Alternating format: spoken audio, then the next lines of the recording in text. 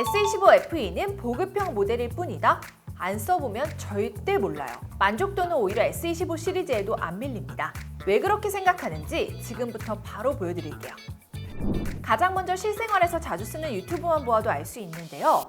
유튜브 볼 때 가장 중요한 게 화면 크기잖아요. S25FE는 S25보다 0.5인치 크고 S25 플러스와 동일한 6.7인치 대화면입니다. 물론 끝나누기로 베젤이 조금 더 두껍지만 사용 시 크게 거슬릴 정도는 아니에요. 게다가 S25FE는 단순히 화면만 큰 게 아닙니다. 디스플레이 스펙도 S25와 같아서 화질 차이가 없고요. 120Hz 주사율도 지원해 화면 움직임도 부드럽습니다. 다만 상황에 따라 1에서 120Hz까지 세밀하게 조절해주는 S25, S25 플러스와는 달리 60에서 120Hz 가변 주사율인데요. 정적인 화면에서도 최소 60Hz를 유지할 수 있기 때문에 배터리 소모가 더 크다는 것 말고는 동일합니다. 여기에 AOD도 가능해서 화면을 끈 상태로 시간, 날짜 등 간단하게 정보를 확인할 수 있어요. 이뿐만 아니라 전면 디스플레이에 강화 유리 소재가 적용되어 충격에도 강합니다. 물론 S25 시리즈 대비 한 단계 아래지만 같은 글라스를 탑재했던 S22의 경우 자동차가 밟고 지나가도 화면이 깨지지 않았기 때문에 내구성도 걱정 없죠. 다만 아쉬운 점이 있다면 최대 밝기예요. S25 시리즈가 700니트 높은 2600니트라 빛이 많은 야외에서 화면이 더 선명합니다. 그렇다고 S25FE의 1900니트도 절대 낮은 건 아니에요. 2년 전 출시된 S23 울트라가 1750니트였기 때문에 충분히 만족스럽게 사용할 수 있습니다. 디스플레이 외에 외관도 비교해보면요. 겉으로 보았을 때는 차이가 없어요. 전면의 펀치홀, 후면의 물방울 모양 카메라가 동일하게 적용되었고요. 측면 프레임 또한 모두 알루미늄이 사용되었습니다. 한 가지 차이가 있다면 카메라 링인데요. S25 시리즈에만 두꺼운 링이 적용되었죠. 디자인상 호불호는 물론이고 품질 논란까지 있었던 만큼 오히려 카메라 링이 빠진 FE의 만족도가 더 높을 수 있어요. 실생활에서 중요한 카메라는 어떤 차이가 있을까요?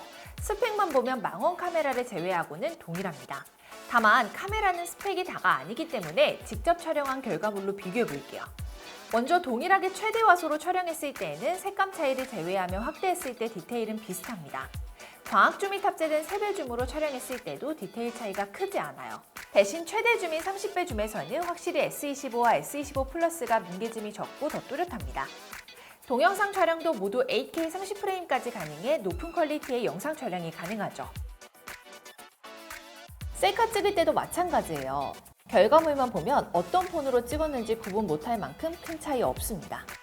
여기서 잠깐! 지금 알려드린 내용이 유용하셨나요? 그렇다면 구독과 좋아요 부탁드립니다. 매일 가장 유용한 정보만 모아 쉽고 빠르게 알려드릴게요. 아무래도 보급형이다 보니 배터리 걱정도 안 할 수 없죠. 일단 용량 자체는 S25 플러스와 동일하고요. 공식 사용 시간은 S25 일반 모델보다 1시간 정도 짧은데요. 저희가 직접 유튜브 영상 시청해본 결과 S25보다 1시간 더 오래 버텼고 S25 플러스보다는 1시간 빨리 방전되었습니다. 이 정도면 100% 완충 후 하루 종일 사용하는 것도 거뜬하죠. 발열도 확인해 보았는데요. 열이 많이 발생하는 3D 마크를 돌렸을 때 S25 시리즈와 비슷한 온도를 유지했습니다. 추가로 S25 시리즈와 동일하게 최대 45W 고속 충전에 무선 충전까지 가능하죠. 여기까지만 보면 S25FE도 크게 부족할 게 없어 보이지만 성능은 아쉽습니다. 스마트폰의 성능을 좌우하는 것 칩셋인데요. S25 시리즈에는 스냅드래곤이, S25FE에는 엑시노스가 적용되었어요. 실제 성능 점수 또한 S25 시리즈가 최대 58% 더 높죠. 동시에 여러 작업을 했을 때 중요한 램도 S25FE가 8GB로 작습니다. 하지만 더 중요한 건 실사용에서의 차이잖아요. 성능을 최대로 사용하는 고사양 게임으로 비교해보았는데요. 의외로 S25FE도 안정적인 플레이가 가능했습니다. 초당 프레임 수도 S25 시리즈와 비슷하게 유지되죠. 고사양 게임을 했을 때 이 정도 차이라면 일반적인 용도로 사용했을 때에는 더더욱 차이를 체감하기 힘들 것 같아요. 그리고 보급형인데도 편의성은 전혀 밀리지 않습니다. 제가 실사용 후기를 위해 직접 써보았잖아요. 일단 간편 결제 시스템인 삼성페이는 당연히 가능하고요. 드디어 근접 센서도 탑재되었어요. 여태껏 원가 절감을 위해 가상 근접 센서를 사용해왔잖아요. 통화 중이거나 주머니 속에 있을 때도 마음대로 화면이 켜지곤 했는데요. S25FE에는 근접 센서로 빛의 반사량을 통해 감지하기 때문에 오작동하는 일이 한 번도 없었습니다. 이외에도 최신 AI 기능까지 동일하게 탑재되어서 더욱 편리하게 사용할 수 있어요. 최대성도 역대급으로 만족스럽습니다. S25 플러스와 두께 차이가 0.1mm밖에 나지 않고 무게도 190g으로 동일해요. FE 시리즈의 고질병이었던 무게가 드디어 해결된 거죠. 마지막으로 추가로 발생하는 비용인 수리비도 비교해보면요. 액정 수리비와 배터리 교체 비용 모두 S25FE가 가장 저렴합니다. 즉 구입 비용뿐만 아니라 추가 비용도 S25FE가 이득이에요. 지금까지 내용 한 번에 정리해드릴 테니까요. 참고하시면 됩니다. 저렴한 가격에 배터리, 발열 걱정 없이 사용하고 싶다. 그리고 무난한 카메라 성능의 필수 기능들까지 원하신다면 S25FE 추천드리고요. 더 비싸더라도 부족함 없는 성능의 퀄리티 높은 사진까지 찍고 싶으시다면 S25나 S25 플러스 추천드립니다.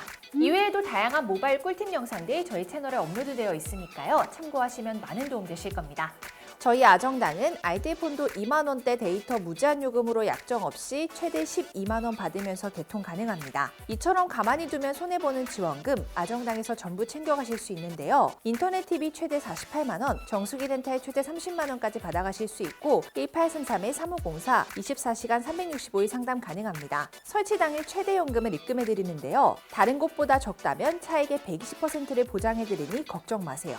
여기에 카드도 혜택 좋은 카드로 써야 하잖아요.